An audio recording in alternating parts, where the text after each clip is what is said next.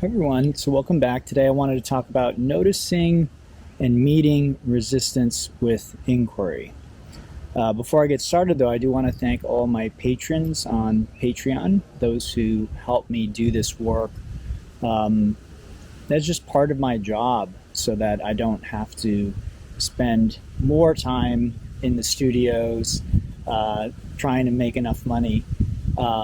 They really support me by making monthly contributions there, and it can be as little as $1, but that adds up, and as a result I'm able to set more time aside. These very humble videos actually can take quite a lot of time and planning and energy and post-production work. I know there are other people on YouTube who make much fancier videos than I do, but even these little humble ones take a lot of time and energy.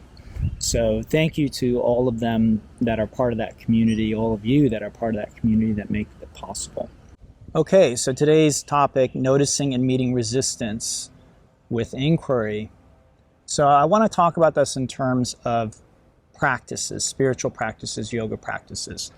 Many of us have certain practices that we enjoy and that we do, and then many people find on their spiritual journey that there will be practices or teachers or teachings that you can have a very strong negative reaction to, and that's what I would really like to draw your attention to, because oftentimes it's those very things that you could say hide a treasure underneath them. Okay, so let's use the example of a yoga posture, because many of you who are my students come to me via the yoga studios, so there's familiarity with that. So let's say you're doing a posture and the thought arises, I hate this pose. You know, how much longer are we going to be here? I wish we weren't doing this. I wish this wasn't part of the sequence. Or he does this posture every class and I hate it. So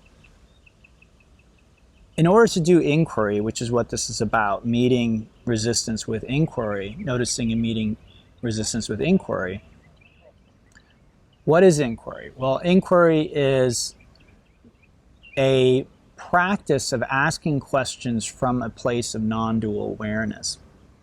So it's asking questions from a place of spaciousness in the mind, not necessarily asking the ego or the mind to answer the question. Or you might say, we can ask the mind to answer the question, but we're asking from a place of non-dual awareness, of spaciousness. So the mind can be asked questions, the body can be asked questions. We can ask questions to different aspects of the, you could say, small self from that space. Very different than trying to quote unquote figure it out from your mental capacity, right? Because our mental capacity will just simply be from the past or what we think we know, what we think science says about certain things. So if you haven't established this non-dual awareness, then inquiry will be of limited to no value for you. If you'd like to do that, you can reach out to me and we can do what's called direct pointing, and I will try and show you your true nature, the ground of being, this non-dual awareness there. And it's not an all or nothing thing. Some people are really established firmly in this non-dual awareness. Other people, it seems to come and go, it seems to oscillate. Sometimes they're more identified with their thoughts and emotions. Other times they find there's more spaciousness there. But as long as you have some of this awareness, I think that inquiry will work at least to some degree. So inquiry is, again, from this perspective, asking questions and, waiting for the answer. So let's take the yoga posture. You're doing a yoga posture and the thought arises, I hate this posture. Well, if there's no awareness, that's just accepted on its face value. In other words, our Awareness identifies with that perspective completely, and we just accept it as absolute truth. There's no curiosity there. There's no sense of, well, why? And I can't tell you how important that question is. Why? Why? Right? Not just accepting, I hate this, I hate that, I don't like this, I don't like that, but why? So it may not be a posture, it might be a breathing technique. Maybe you just don't like breathing techniques at all in yoga and you always find yourself resistant. It could be a teacher, right? It could be chanting. A lot of people have problems with the chanting. So I start and finish my yoga classes with chanting when I'm live in person with people. And some students, it triggers them and they get upset. Again, oh, I hate this chanting. Why are we doing this? And again, if there's no curiosity there, then that's just sort of accepted and we just accept, oh, I hate this, right? So one question we want to start to look at in general, but especially with our spiritual practices, why do I hate this? And the reason I recommend that is usually something we're resisting, there's a lot there. If we move into it with awareness, that's our treasure. There's a lot there that we can mine out. Okay? So again, this isn't a moralistic teaching of, oh, you're a bad person if you're resisting a practice or a pose or a teaching. It really is like, if you can ask, if you can not accept that at face value, I hate this, right? If you can take it one step further, why? Then potentially, not always, but potentially, with things where there's a lot of resistance, there can be so much that can be mined and pulled out of that.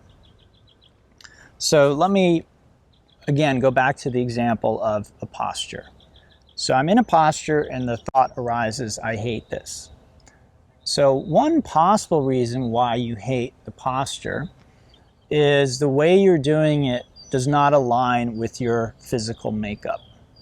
Just your biology, your bones, the shape of your bones, the shape of your body, your muscles, or perhaps you have an old injury and the posture is sort of aggravating that injury.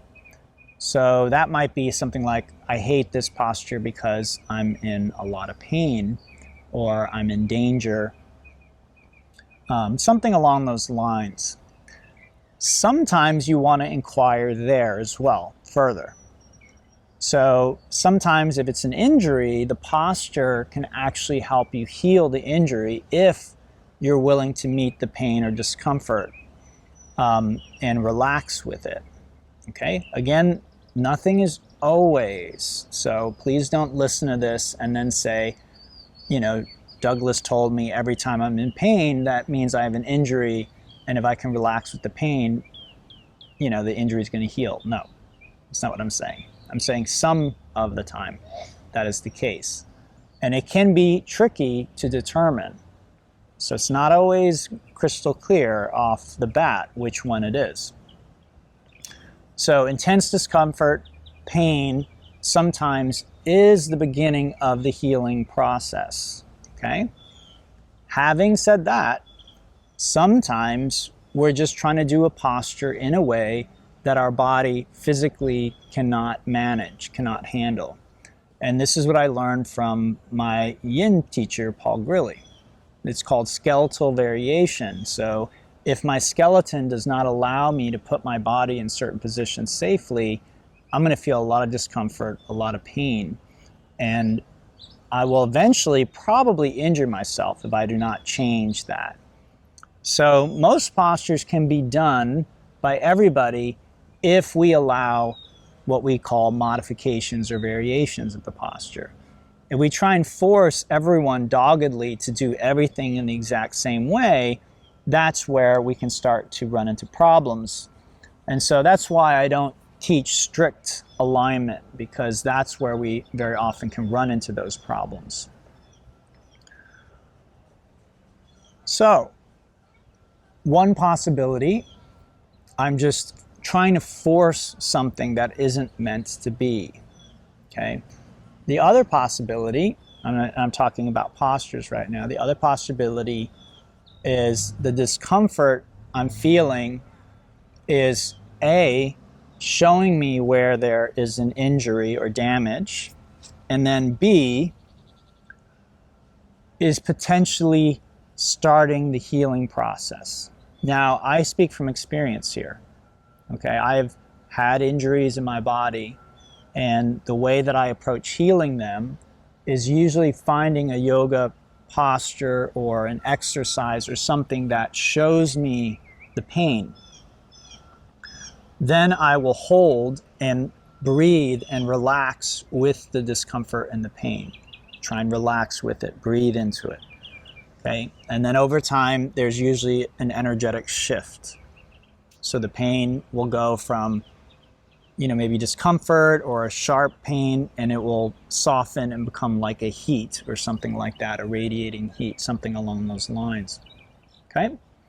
So again, if I have an injury and I do a posture and it reveals the injury to me, the posture is actually doing me a favor. It's not actually creating a problem. So if you have any postures like this, what I recommend is maybe at home, maybe not in class, but maybe in class, depends on the pace of the class. But instead of just Velcroing to the thought, I hate this posture, I hate this class, I hate this sequence, I hate this teacher, whatever it is, pause, establish the non-dual awareness, which is a bit of space around that thought and that belief, and then you can ask, why? Why? Okay? And the mind might answer something like, it sucks, right? But again, well, why? Well, because I'm in pain. Okay, why? And this is where that sort of diversion can happen, where you might find that if you understand functional anatomy and skeletal variation, and I can help you determine this. If you're having problems with certain postures, reach out to me. But if you're having that, then modifying the posture in a way that your skeleton and your body allows you to do it, or even an acute injury. So acute injuries, sometimes you need to just lay off them for a while, get the inflammation down. But oftentimes chronic injuries, if we do not begin to work with the pain of the chronic injury, it will not necessarily heal or go away. So, in other words, avoiding the pain of chronic injury can often just sustain the injury.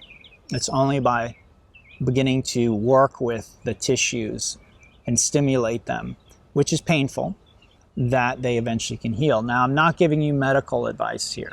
Okay, so don't watch this video and then say, well, Douglas told me that if I work with my pain, I'm going to heal. That's not what I'm saying. You need to do this very skillfully and very carefully, very often in conjunction with a physical therapist or a yoga therapist or a teacher or someone who knows what they're doing. So this applies not just to physical postures. So if you're resistant to breathing techniques and you say, I hate pranayams, I hate breathing techniques, I hate breath work, why? So again, you might find you get an answer like, well, I feel really dizzy, or I feel lightheaded. So you can begin to inquire into that. Well, why do I not like feeling dizzy or lightheaded? Well, because I feel like I'm losing control. All right. Okay, well, what's wrong with losing control? Well, I'm afraid that I'll fall and hit my head or something like that. Or you might just find there's a general resistance to losing control, right? then we can ask, well, what do I get from being in control? What do I, what's the fear there of losing control? So this is really a rabbit hole, can go very far, and this is one of the things that I'm studying with my current teacher, is inquiry. And again, this is something that we can do one-on-one. You can book a session with me, and we can begin to explore these things. So pranayam's another place, again, for many people, chanting, surprisingly. And I think this is because chanting often is asking us to be free from the fifth chakra, right? From our voice, being able to express ourselves, being able to speak out. You might say to say our truth, our experience, or our emotional honesty. And many of us were not allowed this when we were young or children.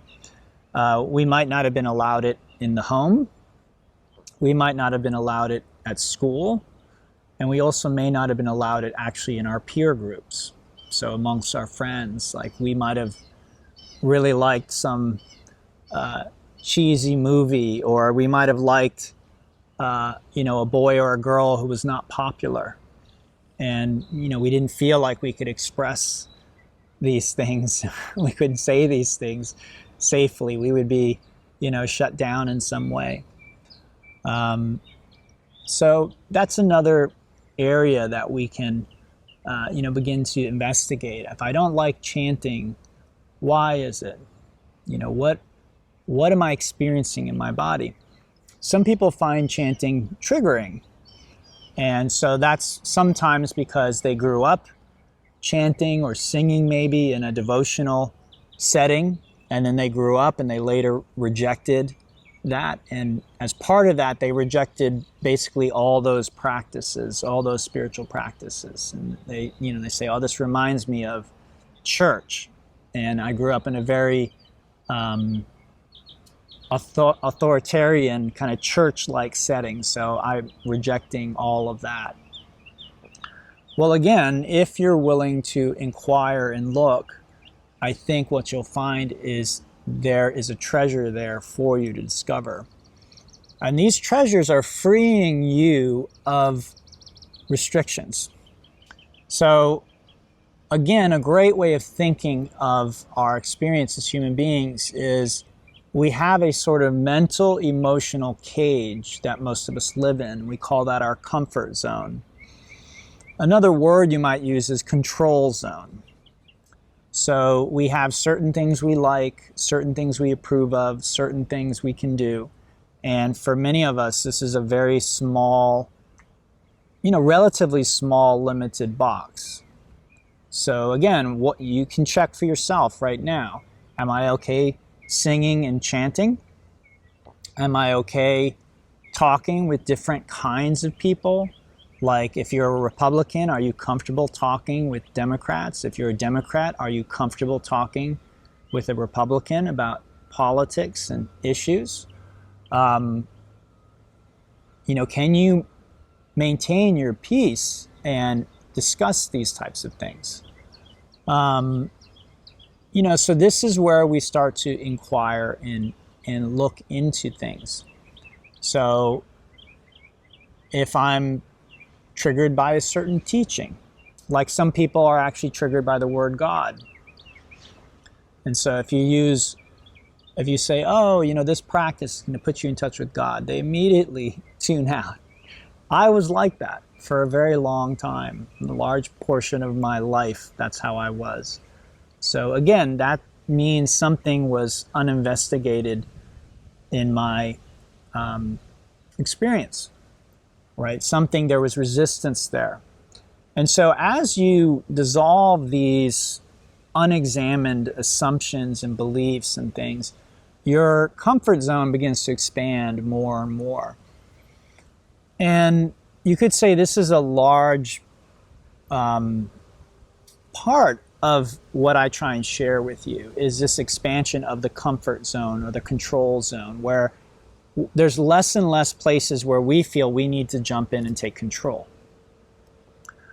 I know control is a big issue for many, many people, but really in life, if we can realize that we don't have control, we just don't. That's just a fact. I know you may not understand that or accept that, and that's okay. This is something that comes when we're ready to see it. We really don't have control over anything. So we don't have control, and it's okay that we don't. So many of us, again, we have certain things we're okay, maybe letting go of control, but then all of a sudden we come into something like, no, I can't allow that. I can't do that. This is not okay. Or even if we're allowing it, again, there is internal resistance. So again, think of your yoga practice with the postures when you're doing something. Now, again, to look at the postures, let's look at a posture like chair pose where we can feel a lot of sensation. This is a great thing to look at when we're holding chair. If I'm suffering in that posture, to ask, what's the problem here? Now, I love the chair posture because for the vast majority of people, that pose is not going to injure or hurt you in any way. Again, if you have some particular injury going on with your body, some particular problem, then sure. You know, like my teacher Paul Grilly says, every posture is bad for somebody. So sure, someone could do chair posture and, blow their knee out or something, or pull a muscle. It can happen. Is it likely to happen? No, it's very, very, very unlikely. If you held that posture, quote unquote, too long, what would likely happen is you would have muscle exhaustion and you would just kneel down on the floor. You would come down onto the floor and rest, maybe in a child pose, or you'd rest in Shavasana or something. It's about the worst of it. You're not likely to blow anything or pull anything or hit your head or collapse or anything like that. Again, if you have a heart condition, you have blood pressure problems, could be a different story. But for the vast majority of people, it's just an uncomfortable pose. Another name for that posture is the awkward pose. So you can try it. Try it as soon as you finish this video. If you know awkward pose, chair pose, come into that posture and stay. And you will begin to feel a lot of sensation. For many people, this is already where the resistance comes up. Many of us are resistant to experiencing or feeling a lot of sensation. So, see if you can stay in the pose, stay with it, and maybe ask yourself the question, the inquiry. It's okay to feel sensation. I can feel sensation. I love feeling a lot of sensation. Now, one very important aspect to this, and again, a lot of this comes from that non-dual spacious awareness, is not accepting the mind's labels for sensations. So for instance, you come into the pose and your mind says, this is uncomfortable. So that's a label, that's all that is. That's a mental label, an arising. And you just slap that. And then once we label something, in a sense, we're not really experiencing it anymore. We're not really open to it. We're not really loving it. We've sort of killed it, you might say. So that's painful. That's uncomfortable. I don't like that. I'm not going to feel that. Usually we're going to have to soften that and go beyond that. So again, using the inquiry, looking at this and saying to yourself, I can feel this much sensation. It's okay to feel this much sensation. I can relax with this much sensation. I'm safe with this much sensation. I don't need to change anything when I feel this. These are ways you can begin to explore the sensations that come up in your asana practice much more deeply. And Asana is a great tool for this. This is one of the reasons why I teach asanas or postures. But again, this can be applied to everything. So any spiritual practice, chanting, breath work, meditation, listening to a teacher, any of this where resistance comes up, you can begin inquiring and looking. Now it goes a step beyond that. Ultimately, my approach is all of life is a spiritual practice and teaching. So anywhere in life I find there is resistance to experiencing, to the free flow of what's happening, I can again pause and inquire. It's okay for me to feel this. It's okay for me to experience this. I'm safe experiencing this. Now the answers that come back again are varied, and if you're not sure what to do with that awareness or what comes up, this is where I can help you to begin to learn to do inquiry in a more structured way. So again, you can reach out to me. So eventually I hope to have all of this laid out on my website in a very clear way. But I don't honestly know when that day will happen. I'm not particularly great with electronic media and social media and websites and things like that. I'd much rather spend time teaching, making another video, sharing something, doing inquiry with somebody. But you can reach out to me and we can book a session. Again, if you feel that your non-dual awareness is not as established as you'd like, or you don't even know what that means, knowing your true nature, that's confusing to you. You don't know what it means to rest as awareness. Then again, this is something we can book a session and do some direct pointing. If you feel like you've got that down, that's not the problem. And again, you're doing inquiry and you begin to look, and either you don't know how to do that, or you do, but things come up and you're not sure, what to do with the answers, because usually there's layers to that. There's another question, there's a deeper question, and there are ways of inquiring. So this is again what I've studied to learn to do in a more systematic, regimented way. And so I can share that with you again in a session. So non-dual pointing and also inquiry, these are things that we can do together. And usually I do them over Zoom, so you don't have to worry about, finding a place. We can usually just do it online. But if you prefer in person, that can also be arranged. So meeting resistance, noticing, and then meeting resistance with inquiry, that's what this is all about. And this is something I recommend you start doing. Start maybe with asanas if you do yoga postures, whether they are yin or active, yang, vinyasa style, power yoga style. Great place to start. Noticing the resistance and letting go of and releasing the resistance and inquiring. Again, sometimes you'll find resistance is there for good reason. Sometimes, okay? It's just that posture's not good for you, the way you're doing it. There's probably another way that you need to approach it. So you can look into that, okay? By all means. And again, that's another thing we can do together if you'd like. You're like, I always hated this pose. We can look at your skeleton, the movement of your body, and see if there's something there. But if that's not the case, again, there might be pain because of injury. I have that in certain positions.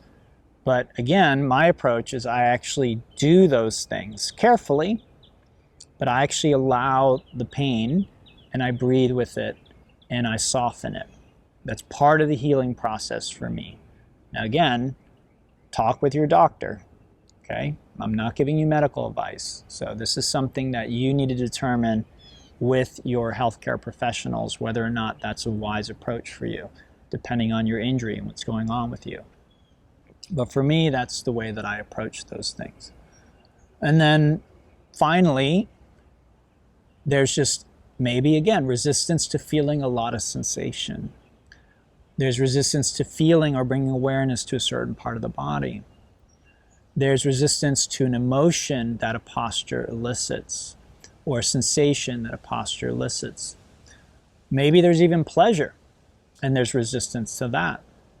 Maybe there's just a lot of energy. Maybe there's a sense of power, and there's resistance to feeling that power and that strength. Or the mind does not believe we have the power and the strength. And so, again, that's showing up in, say, a warrior posture, right? Where we are holding and we're strong and we're holding firm. We drop our arms, right? We come out of the pose. And the mind, again, says, I'm tired. We're holding it too long. I'm tired. I don't like that. Again, that's Velcro. That's no inquiry. That's no space. We're just accepting the most surface level explanation. Okay? We've all been tired and persevered through that tiredness when we want to. So just the explanation that, oh, you're just holding it too long, so I just came out of it because I'm tired. Okay, we can accept that. Doesn't make you a bad person, right? You can do that every time you do a posture you don't like. But what I'm pointing to is there's probably a treasure there. If you're willing to dig a little deeper, question, then you might find that there is a lot of unexamined beliefs and thoughts there that create that mental cage. Why do we want to get rid of the mental cage? Well, because it creates suffering and it limits us in our lives. When we expand or eventually maybe dissolve that cage, we are free. And this is the ultimate goal of spiritual and yoga practice, to free us. So we are free to be ourselves. We are free to express ourselves. We are free to explore the world that we live in without boundaries, without borders. And this, again, is the ultimate goal. So finding those invisible mental and emotional cages, bars, limiters that we put on ourselves, this is what inquiry can help us do. All right, everyone, I hope this was helpful. As always, thank you for listening to the end. And until next time, namaste, and have a beautiful, beautiful day.